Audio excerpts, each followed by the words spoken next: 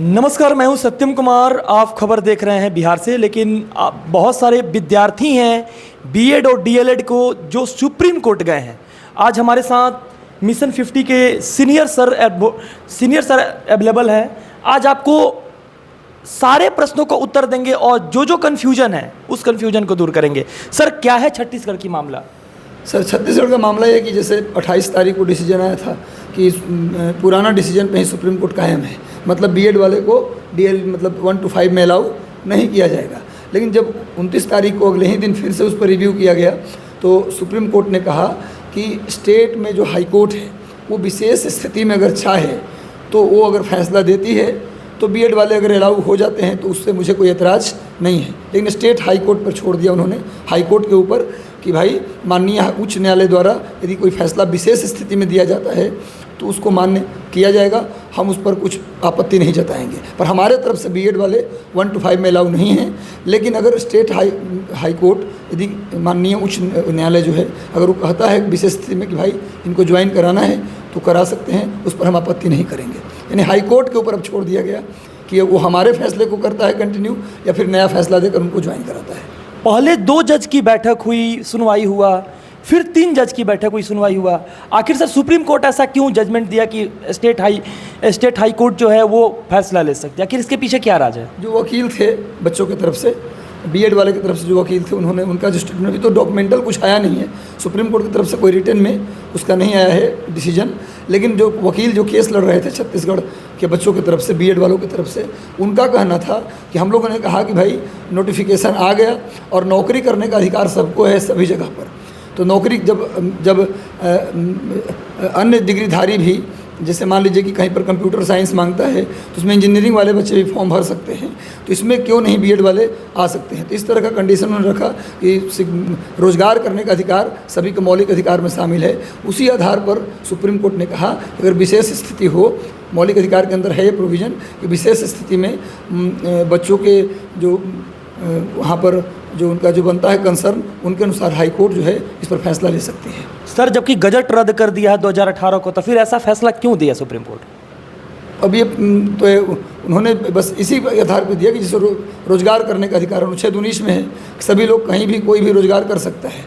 तो 2018 गजट को रद्द किया, लेकिन जैसे उन्होंने कहा कि नोटिफिकेशन तो पहले आ गया था, जब आपने गजट रद्द किया उससे पहले नोटिफिकेशन आ गया था, परीक्षा की प्रक्रिया पूरी कर ली गई, अब रिजल्ट अंतिम फेज में चल रहा है। ऐसे में उन विद्यार्थियों का जो एक क्या बोलते हैं उसमें सारी जो उनका जो कंसर्न है, मतलब कि जो उनकी आशाएं हैं, इच्छाएं हैं, आकांक्षाएं हैं, वो भी उनकी उससे जुड़ी हुई है। तो कहीं ना कहीं फंडामेंटल राइट का हनन है। तो ऐसे में अगर उनको ऐसे कर दिया जाएगा तो कहीं ना कहीं ये फंडामेंटल राइट का उल्लंघन हो जाएगा। तो ऐसे में उन्होंने हाई कोर्ट पे वो छोड़ दिया कि विशेष स्थिति में हाई कोर्ट इस पर फैसला ले सकती है। सर, जबकि ये जो फैसला आई थी 11 तारीख के दिन आई थी और एग्जामिनेशन जो हुआ था 24 तारीख के दिन हुआ था, लेकिन बीच में अतुल प्रसाद सर को सोचना चाहिए कि जब हम बीएड को ले रहे हैं तो क्या बीएड वाले जो अभ्यर्थी हैं, जो यूपी से आ रहे हैं, पूरे देश के 28 राज्य से आ रहे हैं, क्या उनको नौकरी मिल पाएगी या नहीं मिल पाएगी? देखिए, एक्चुअली अतुल सर का इसमें कोई वो नहीं है, क्योंकि अतुल सर, देखिए सुप्रीम कोर्ट में दोबारा रिव्यू करने का हमारा अधिकार है। तो अतुल सर एक संभावना को देखते हुए, मान लीजिए उनको एग्ज़ाम ही नहीं लेते बीएड वालों को तो ऐसे ही बाहर हो जाते। लेकिन कहीं ऐसा हो जाए कि सुप्रीम कोर्ट या हाई कोर्ट में कुछ ऐसा डिसीजन हो जाए कि भाई बीएड वालों को भी, जब मान लीजिए ऐसा कहीं हो जाए कि भाई जब नोटिफिकेशन डिसीजन से पहले आया तो उन लोगों को ज्वाइन करा दिया जाए, कहीं ऐसा डिसीजन आ गया और हम एग्ज़ाम न लें तो बीएड वाले तो ऐसे ही बाहर हो जाएं। तो एक भविष्य की संभावनाओं को देखते हुए, बच्चों के हित में देखते उन्होंने एग्ज़ाम लिया। अगर एग्ज़ाम ही नहीं लेते तो ऐसे ही बाहर हो जाते। वो एग्ज़ाम ले लिए तो संभावना है कि सरकार और आयोग, अगर कोर्ट जाती है, उनके वकील अगर सही पक्ष रखते हैं और कहीं सुप्रीम कोर्ट में इस तरह का डिसीजन आ जाए तो फिर क्या करेंगे वो? पहले 2 जज ने डिसीजन दिया, फिर 3 जज ने मिलकर दिया। एक तरह से सर दोबारा सुप्रीम कोर्ट का जो जजमेंट आया था वो तो सर पूरे भारत के सामने नजर आई। और दूसरी चीज़ ये है सर कि बीएड वाले जो बच्चे हैं वो संभावना पर जिएंगे या उनके लिए कोई मैसेज है? देखिए, संभावना पे ही जीना पड़ेगा। मैसेज है कि उन्होंने कहीं दिया, छत्तीसगढ़ के केस में बोला है हालांकि कि हाई कोर्ट, संबंधित हाई कोर्ट यदि चाहे तो इस विशेष स्थिति में इसको अलाउ कर सकती है, लेकिन संबंधित हाई कोर्ट चाहेगी तब। इसके लिए सरकार को भी एफर्ट करना पड़ेगा, सरकार के वकील को एफर्ट करना पड़ेगा, सही एविडेंस वहाँ पर लाना पड़ेगा। उसके बाद जो है ऐसा हो सकता है। तो संभावना ही है कंफर्म नहीं है। कंफर्म नहीं है। तो सर बीएड वाले बच्चे को क्या कहिएगा, इस बहाली में मौका मिलेगा? सर अब तो हाई कोर्ट के ऊपर, माननीय उच्च न्यायालय के ऊपर डिपेंड करता है कि मौका मिलेगा या नहीं मिलेगा। सरकार और आयोग इसमें कुछ नहीं कर सकती जब तक कोर्ट इसमें कोई डिसीजन ना दे दे। एक तरफ से देखा जाए सर तो भारत के बहुत सारे ऐसे राज्य हैं जिसमें डीएलएड का सर्टिफिकेट धड़ल्ले से बिक रही है और बैक डेट से उनको डीएलएड की सर्टिफिकेट मिल रही है। और बीपीएससी के चेयरमैन जो हैं उनका कहना है कि एक समय ऐसा आएगा कि बीएड का या डीएलएड का सर्टिफिकेट आप अपलोड कर सकते हैं अगर बीएड और डीएलएड दोनों हैं।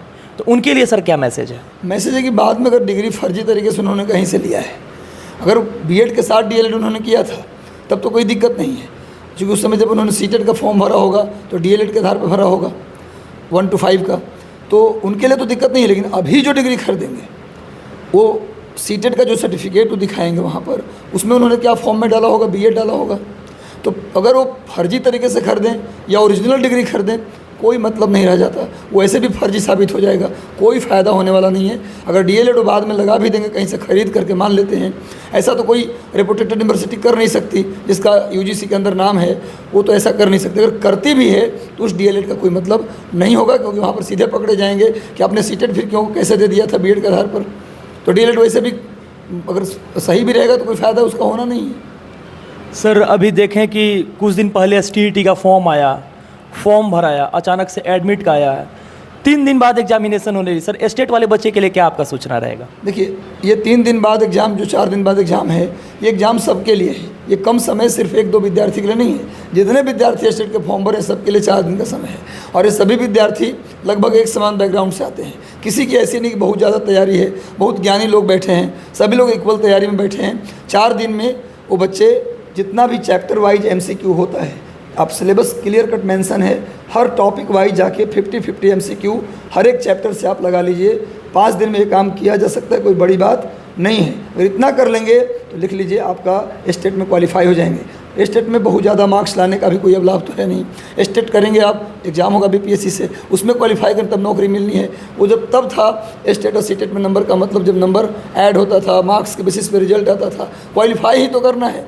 आराम से 5 दिन में बच्चे चाहेंगे तो सिर्फ अपने हर एक चैप्टर के 50-50 MCQ लगा के भी पास कर सकते हो, क्योंकि इतना ही किया जा सकता है। 4 दिन में आप पूरा ग्रंथ नहीं पढ़ सकते।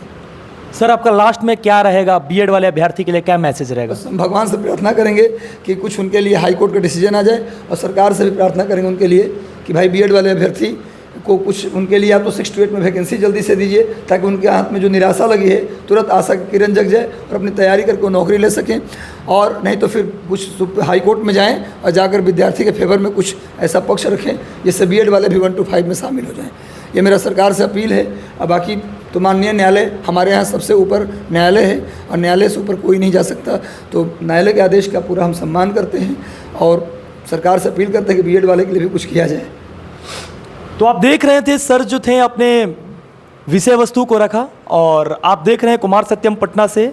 लगातार खबर के साथ बने रहिए और बिहार के अंदर जो समस्या है उस समस्या को उठाया जाएगा और हर एक विषय वस्तु पर चर्चा की जाएगी। धन्यवाद।